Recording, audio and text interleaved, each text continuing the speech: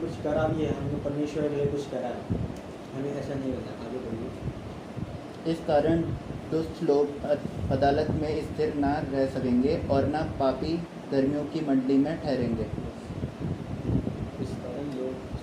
इस कारण दुष्ट लोग अदालत में स्थिर न रह सकेंगे और न पापी धर्मियों की मंडली में ठहरेंगे।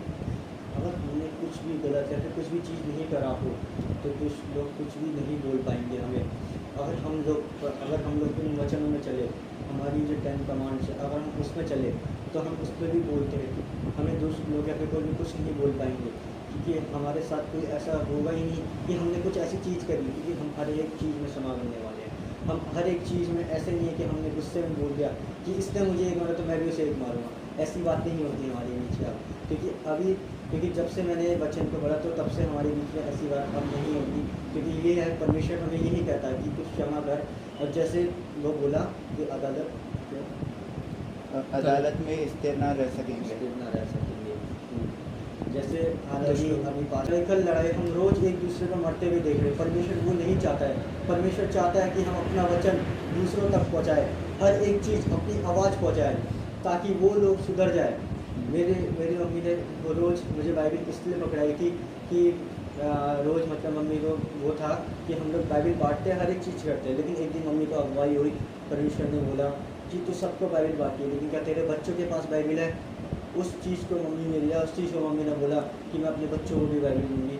तो आज मेरे हाथ में इसलिए बाइबिल है। मैं नहीं तो ये वचन भी इतना नहीं बोल पाता, क्योंकि मम्मी ने मेरे हाथ में तब बाइबिल पकड़ाई, इसलिए मैं इतना बोल पा रहा हूँ। तो हमें ये वचन सीखना है, हमें दूसरों को सिखाना है, क्योंकि अगर हम सबसे पहले अपने बच्चों को अपने जो अपने दोस्त हैं उनको नहीं बताएंगे तो हमने क्या करा है अपने जीवन में। परमेश्वर ये पूछेंगे, परमेश्वर ये नहीं पूछेंगे कि तूने क्या पुण्य करा, परमेश्वर ये पूछेगा कि तूने मेरा वचन कितना फैलाया, तूने दूसरों को कितना समझाया है मेरे बारे में, कितनों का तूने जीवन सुधारा है अपने वचन से। परमेश्वर ये चाहता है हमारे लिए, क्योंकि यहोवा धर्मियों का मार्ग जानता है, परंतु दुष्टों का मार्ग नष्ट हो जाएगा। क्योंकि यहोवा धर्मियों का मार्ग जानता है, यहोवा धर्मियों का मार्ग जानता है, परंतु दुष्टों का मार्ग नष्ट हो जाएगा। परंतु दुष्टों का मार्ग नष्ट हो जाएगा। परमेश्वर हमारा हमेशा वही भले ही चाहता है, लेकिन अगर जो व्यक्ति हमारे बारे में नहीं सुने, जो व्यक्ति हमारे बारे में बोले कि ये ऐसा है, ये वैसे है, हर एक चीज़ अपने वचन के अकॉर्डिंग लेकर हर एक चीज़ लेता है, ये क्या अपना मन फिराएगा? तो हमेशा ऊपर जो अदालत है उसमें हमारा मुकदमा होगा, उसमें हमारे बारे में बोलेंगे कि तूने बहुत सही समझाया, लेकिन तूने उसे लिया क्यों नहीं? उसने इतनी सारी चीज़ें बताई, इतनी सारी चीज़ें अपने बाइबिल के अकॉर्डिंग, अपने गाने के अकॉर्डिंग, अपने हर एक चीज़ को उसने बताया, लेकिन तू अपना आराम से तू अपने मज़े लेते गया, बस अपनी पार्टी में गया, अपनी हर एक चीज़ में गया, तूने कभी भी वचन पढ़ा? खासकर ये बात होती है हमारे क्रिश्चियनिटी में, जो बच्चे हैं वो आजकल कभी मुश्किल से ही रात को कभी बाइबिल खोल के सेल्फ वो बाइबिल का वो करेंगे। एक दिन जब मैं करता नहीं था तब फिर मेरी मम्मी ने बोला, मेरी डांटा, बोला कि ऐसी बात गलत है, तुझे अपने सेल्फ अपना टाइम निकालना चाहिए, रात को बाइबिल पढ़नी चाहिए। तो मुझे तब मुझे पहले में ऐसा लगा कि मैं क्या पढ़ रहा हूँ बाइबिल, लेकिन फिर जब मैंने पढ़ा उसके बाद मैंने समझा कि ये क्या चीज़ बोलना चाह रहे हैं परमेश्वर, क्योंकि परमेश्वर हमेशा यही चीज़ बोलना चाहते हैं कि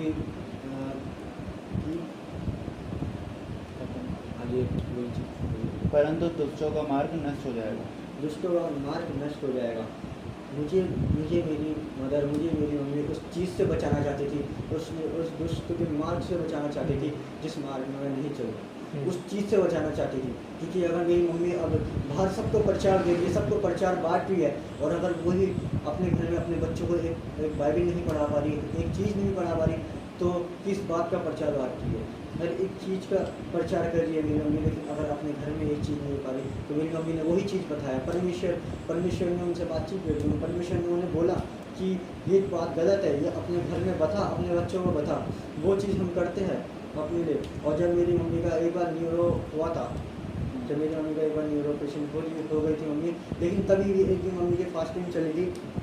तो फास्टिंग में क्या होता है, जब मम्मी को अटैक आता है तो मम्मी मतलब कि कुछ एक दवाई होती है उसे मुंह में रखनी होती है, तो मम्मी वो करना नहीं चाहती। मम्मी बस परमेश्वर से यही प्रार्थना कर रही थी, बस आज की फास्टिंग में कुछ भी मैं ये दवाई अपने पास ना ले पाऊँ, क्योंकि फिर मेरी फास्टिंग टूट जाएगी। और परमेश्वर का धन्यवाद हो, उस फास्टिंग में, उस पूरी फास्टिंग में एक भी बार मम्मी को अटैक नहीं पड़ा, एक भी मम्मी को कुछ नहीं हुआ, क्योंकि परमेश्वर की महिमा की वजह से मम्मी को कुछ हो नहीं पाया।